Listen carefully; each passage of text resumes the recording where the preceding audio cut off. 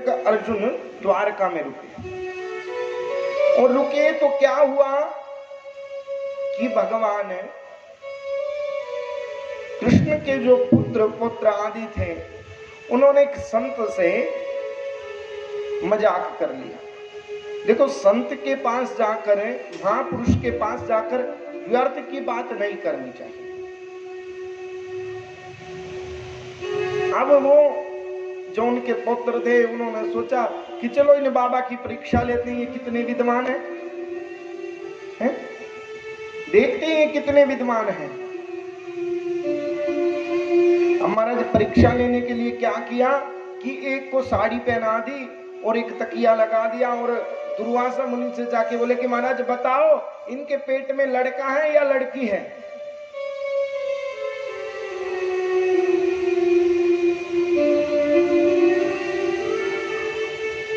इनके पेट में लड़का है या लड़की है। अब जब द्वार जो दुर्वासा मुनि थे उनकी आंख जैसे ही खुली, उन्होंने कह दिया कि इसके पेट में तुम्हारा काल है, लोहे का मूसल है, जिससे तुम सारे यदुवंशियों का विनाश हो जाएगा। अब महाराज उन्होंने जो मूसल निकला वो समुद्र में फेंक दिया। समुद्र में फेंक लिया, मछली ने निगल लिया। अब मछली ने निगल लिया तो मछली पकड़ ली किसी ने, वो जिसके पास वो मूसल गया उसको उसने रात बनाकर बिल्कुल वहां बिखार दिया। उसके बिखरने से कुशा निकली। देखो, वैसे तो विस्तार में जो कथा है 12 स्कंद में है, लेकिन मैंने बताया था ना, कल बताया था कि भागवत जो है वो भगवान है साक्षात। भगवान को समझना आसान बात नहीं होती।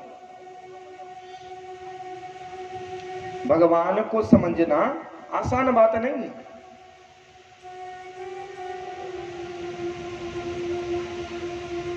तो महाराज अब वो सभी मदिरा पान कर कर आपस में मदिरा पीकर एक दूसरे से युद्ध कर कर वो उनका सबका गोविंदाय नमो नमः हो गया। बोले वृंदावन बिहारी लाल की जय। तो उनका एक दूसरे से लड़ते झगड़ते उनका सबका गोविंदाय नमो नमः हो गया। हम माताओं भगवान कृष्ण ऐसी दुर्दशा को देखकर एक पेड़ के नीचे बैठे हुए थे। अब उस पेड़ के नीचे बैठे हुए थे तो उस मूसल का कोई भाग बच गया और एक शिकारी के पास चला गया। उस शिकारी ने हिरण की आवाज सुनकर वो चला दिया बाण और वो बाण उनके पैर में जाकर नीचे लग गया, अंगूठे में जाकर। वो भी अपने धाम को गमन करे।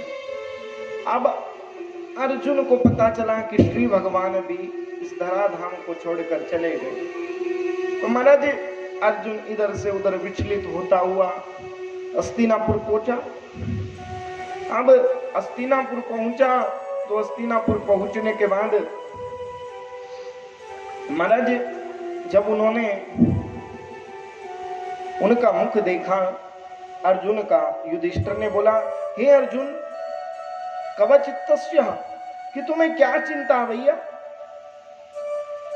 तुम ऐसा लग रहा है तुम्हारी सूरत को देखकर कि तुम्हारे पास बहुत सारा धन था और किसी चोर ने चुरा लिया।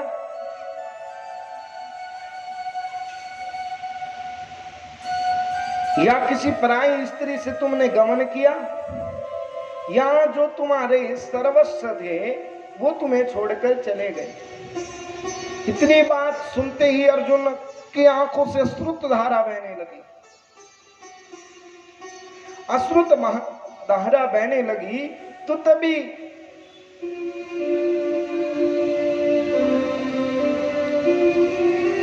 अर्जुन रोने लगे कि भैया हमें छोड़कर गोविंद चले गए।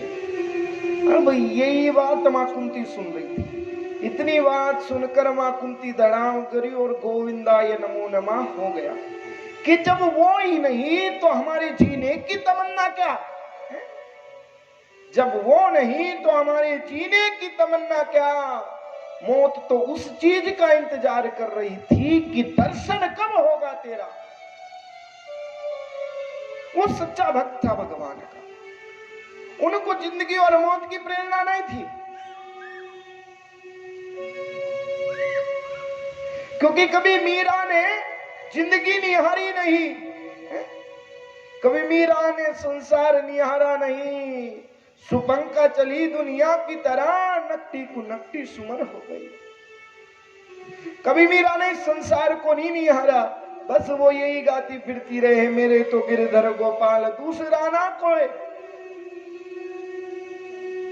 लेकिन जो सुपंका थी वो दुनिया की तरह चली, मन में कपट लेकर, चल लेकर एक बड़ा सुंदर स्वरूप बनाकर चली। भगवान रूप से मोहित नहीं होते, भगवान तो भाव से मोहित होते हैं। भगवान ये नहीं देखते कि ये गोरा है, ये काला है।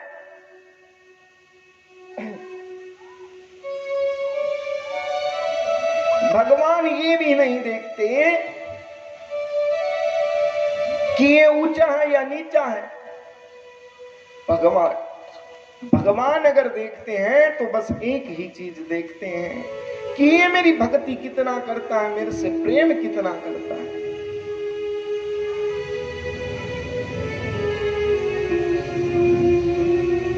क्योंकि भगवान किसी धन का भूखा नहीं है। क्यों? क्योंकि स्वयं लक्ष्मीपति है वो, है? उनको लक्ष्मी की क्या आवश्यकता है।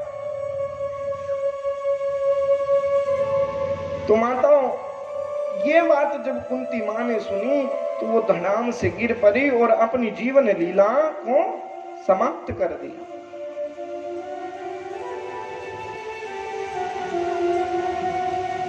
ये सच्चा प्रेम और सच्ची भक्ति होती है परमात्मा के लिए।